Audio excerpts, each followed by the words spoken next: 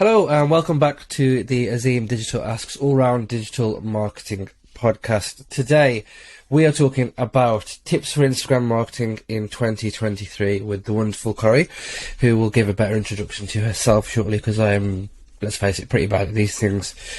As always, please like, rate, share, subscribe, tell a friend to tell a friend, find somebody who's got a dog on your street, knock on the door, say, lovely dog, by the way, listen to Azeem's podcast. Once that's done, please let Corrie know that she is an awesome guest. But that's enough of me talking. Corrie, welcome to the show. Thank you. I think that was a very good introduction. No, you're more than welcome. So, we're talking all about Instagram marketing in 2023. But before we do that, for anybody who shamefully doesn't know who you are, why don't you give a brief intro to yourself, what you do, and why you are the perfect person to talk about this topic? Sure. So my name's Corrie Jones. I am the founder of a social media agency called Untapped Digital. We started back in 2016 when social media was a very different place to where it is now. And I started working in social media a couple of years even before that. So I remember my first job in social, I was convincing the senior leadership team that we should create an account on Instagram and making the argument that I thought it would be quite a big channel in the future and we should probably get ahead and get on there. So it's since starting the agency, we've worked with a ton of different clients from big corporates to small startups and worked in a lot of industries helping people to grow and develop their social media. So looking forward to chatting all things Instagram today. Yes, likewise. I am very much looking forward to it. So we're going to be talking about things that people can do to get ahead on Instagram in 2023. God, that feels weird to say. I know. The year has gone so quickly. I feel like I'm still saying 2020 to people. I'm just stuck in the past. Yeah, it's when you start writing it down that you realise, times move on. But yeah, look, Instagram. Let's talk about this year first. So what changes have you seen on Instagram this year? I mean, a lot. Firstly, I would say I think Instagram is known by marketers as a channel where changes do happen quite frequently. They're fans of grabbing lots of other features from other places and drawing inspiration from, TikTok and YouTube Shorts and things like this. So there's always a lot to keep on top of. The biggest change, I think, would be Reels and how much Reels are being pushed to the point where now video uploads can't be uploaded in the same way that they used to be in that square format. It will all be pushed to this 9:16 vertical way of doing things. I think Instagram's focus will continue to be on that throughout, from this year into 2023. And also more recently this year, they've scrapped the 15-second limit for Instagram stories. So you can now upload 60 seconds at a time. So I think their focus will just keep being on getting people watching as much vertical video as possible on the platform. Yeah, absolutely. That's definitely something that I've noticed. And as you may have seen from my own Instagram, I've dipped my toes into the world of Reels. Nice. Bad joke incoming. It's really good. Wee. Anyway. Have to get it in at some point. I'm sorry, I'm a terrible human. Let's move straight on. Yeah, moving swiftly on. I know. So there might be people listening to this episode who have only sort of really dabbled or maybe done a little bits here and there with Instagram. So if they are sort of really new to Instagram and want to get more involved in 2023, where would you recommend that they begin? I'd recommend you begin by thinking about your Instagram strategy, the same as if you joined any social channel, or even if your brand or business isn't on social media at all and you want to get started. Have a plan of action, and that doesn't need to be a 20-page document that you write out. It could just be a couple of notes on one side of A4, thinking about, one, what are your aims for doing this? Why do you want to be on Instagram? What does your business want to achieve? Is it more sales and customers? Is it raising awareness? Is it breaking into a particular niche or new audience? So really get that clarified. And then think about the kind of content that you're going to post. So know your audience really well, do research on both their demographics, so things like age and location and interests, but also psychographics. So that would be their values, their interests, the problems they might be having. The more information you've got on your audience like that, the better, because then you can create content for them that they really love and they want to see. And beyond that, I think have a play, start posting content. Don't feel this need to wait until you're ready or everything's perfect, because that time won't exist. Just start creating and then measure the data. So see what's working really well with the audience and do more of that. And obviously do less of the stuff that isn't resonating so well. Yeah, absolutely. That's a really useful answer. Thanks very much for sharing that. You've led me nicely onto my next question, because as someone who is heavily experienced in Instagram, you must have seen some things in your time on the platform. So I'd love to know from you the biggest mistake that you see that people are making on Instagram, or people have made in the past. Yeah, a few. I think biggest for me is not putting their audience first, putting themselves first, and being way too promotional with the platform, not actually, just posting social media content for the sake of it, and not actually thinking, how can I improve my audience's day with this? It's a very old school approach to Instagram, to treat it as this just kind of broadcast tool rather than create like a genuine community with your audience. I think the accounts that I see doing the best are the ones that are just so in tune with what their community wants to see, and does a lot of social listening and community management to make that happen. And then the brands you see that are doing badly are the ones that look like it's kind of still like Instagram circa 2015, that they're putting out posts, or maybe stuff isn't quite sized right, or there's just like obvious mistakes and stuff that you could tidy up to look a lot slicker. Yeah, definitely. You reminded me of a couple of things that even I've done in the past, which I'm not going to mention on this recording. But yeah, look, the topic of the episode is Instagram, but something that you just mentioned there, about how people are using it, made me think about other social media networks. So I guess the question that I really wanted to ask you is, do you think that brands should be on every social media network? If yes, why? And if no, why not? So hopefully it's music to the ears of several social media managers. No, I think you absolutely should not be on every social media channel. I think firstly, it's unrealistic from a resource point of view. A lot of brands will have a couple of people in their marketing team. You can't keep up with content across every channel. Maybe you could 5 years ago when there weren't as many features, but if right now, being a social media manager, you need to be a designer, you need to be a video editor, you need to be on-camera talent sometimes, you need to be a copywriter. That there's so much demand for content production. So focus on the channels that you can do well and just do a couple of them. And then secondly, even if you had all the resource in the world to be on every single channel and you're a really big brand, your audience might not be on every single channel. They might not want to hear from you on every single channel. So think about where your audience is and go there, and think about the style of content that you can create the best and which channels suit that style of content. Yeah, love that. That's brilliant. Thanks very much for sharing. So thinking about other social media networks, in your experience, how does marketing on Instagram differ to marketing on other social media networks?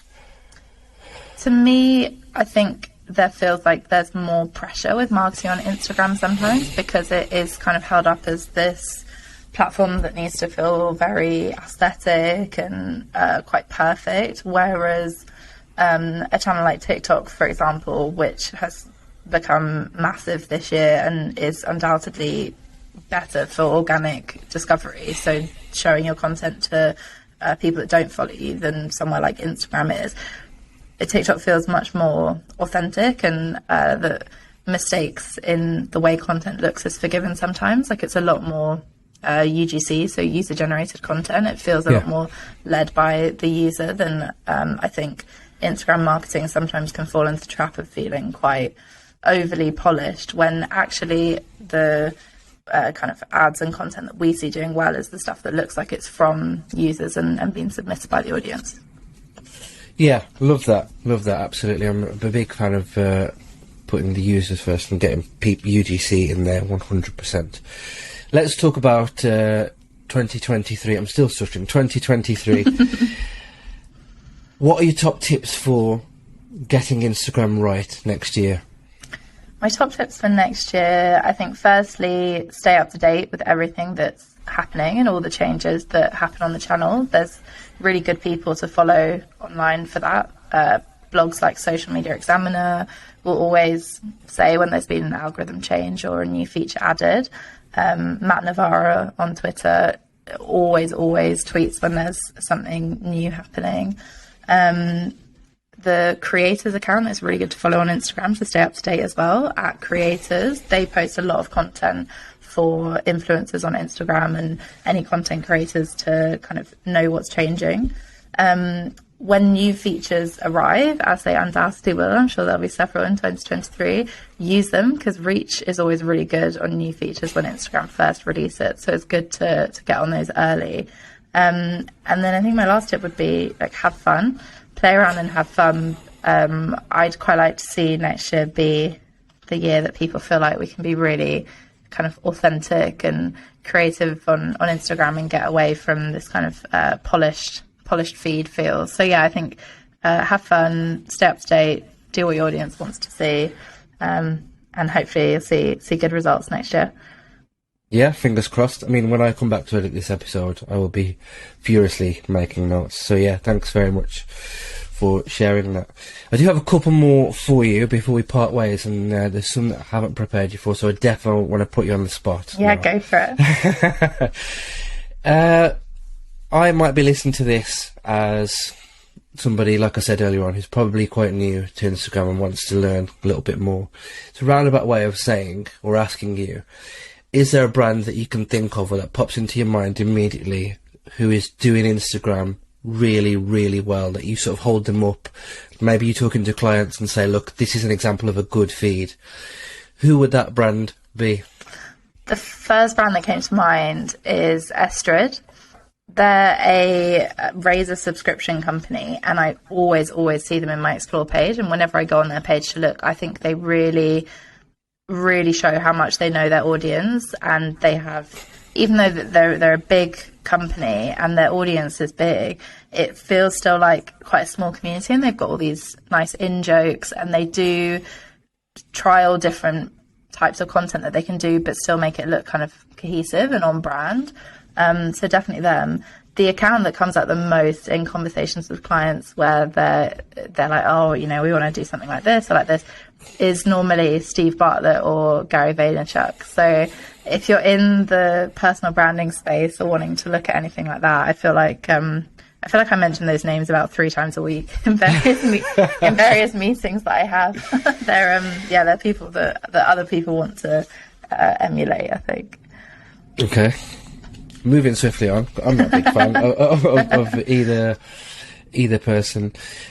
I wanted to, certainly while I've got you, talk about the idea of KPIs, for example. One that divides opinion a lot. So in the past, I've literally heard, right, we need thousands of impressions, we need X amount of impressions, or we want to grow followers by 50%. I'm keen to learn from yourself, what is an example of a good KPI when it comes to Instagram marketing, and then what is an example of like horrific ones that you've seen? Good question. I think the KPI that is the least sort of vanity, I'd say, is engagement rate. So engagement rate would look at what percentage of your audience that sees your content or follows you actually engage with it.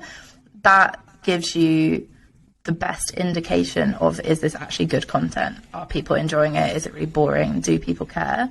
Looking at something like followers, I mean, I think people are wising up now to the fact that, there's some accounts you go on and they have so many followers and then their engagement is so low. So it's really obvious that they've just done some bot activity or competitions or paid for followers at some point, and which I would never recommend doing because it's just going to damage your engagement long term. So the average engagement rate on Instagram, I think at the moment is something like 0.1%, or, it's pretty low. We've had brands that we've worked with that get up to an 8% engagement rate on Instagram. Wow. If you were getting 3 to 4% engagement, I'd say that's amazing. I'd go for that and focus on increasing that, so that because if you're doing a really good job with posting content to the people you've got on the account right now, they will become ambassadors for you and share your content to stories or tag other people in it, and then your followers will grow. So focus on serving the community that you've got and making sure that they rave about you and how great your page is, and then you'll see it grow in other areas. Yeah, that's brilliant. Thanks very much for sharing. And I didn't realise, well, number one, you're getting fantastic results for your clients, so congratulations. Thank you. Number two, that benchmark of engagement rate to aim for is something really good and really useful that listeners can immediately take away and aim for. One more off the script, and then we're back on it, because I have to let you go, because you're getting amazing results for your clients, and you need to carry on getting them, otherwise I'll be in trouble. If there is a person listening to this, or a brand that's listening to this, and then going back to your previous answer, maybe they have, let's say, a small number of followers and the engagement rate is really good, but they're struggling to grow, what sort of things would you advise businesses, brands, people looking after those sorts of accounts? Where would you recommend that they look at to start scaling that upwards? Yeah, another good question. So definitely engaging with your current audience, messaging them, engaging on their content to make sure that they're sharing your content to stories, or they're tagging other people in it, and more people are coming to your account that way.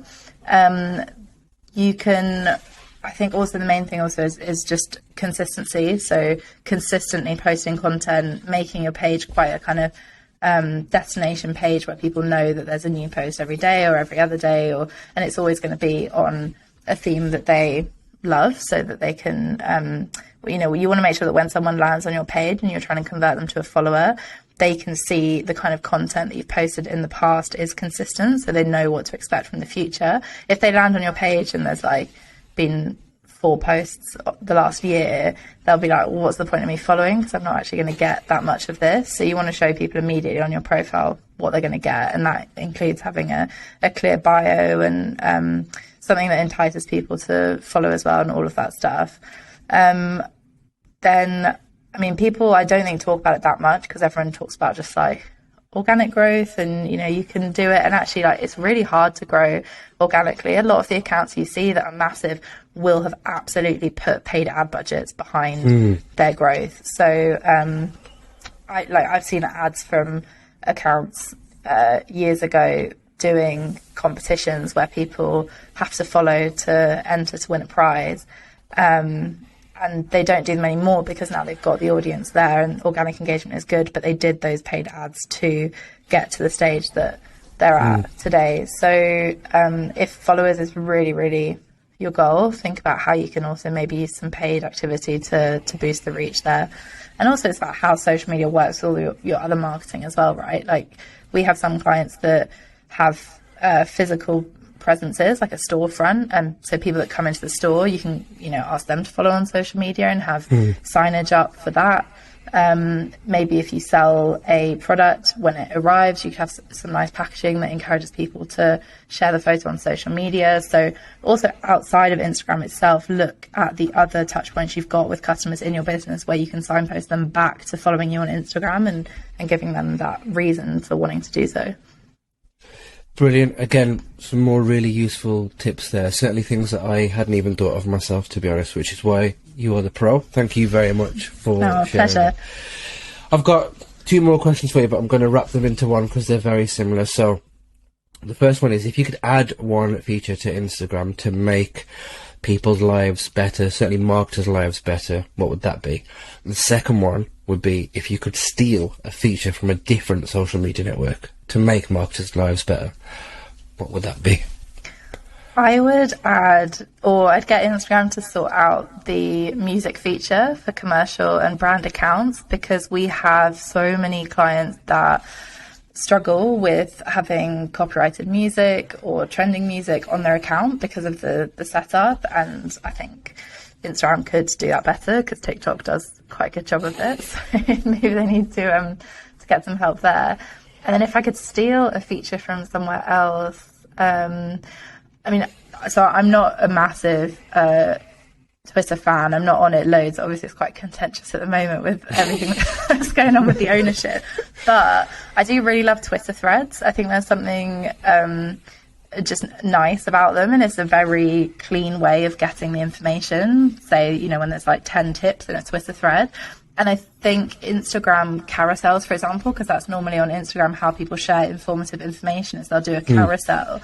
I don't think that has the same ease of use, and actually I think that's why you see so many carousels that have screenshotted Twitter threads and Twitter posts. Like, they're used quite a lot as a very popular design on Instagram when people are sharing information, because I think they just work and they're easy to read. So I don't know exactly what it would look like, or if Adam Mazir and the Instagram team want to get in touch to discuss, but some kind of like Twitter threads integration, some sort of Instagram equivalent, I think would be interesting to see.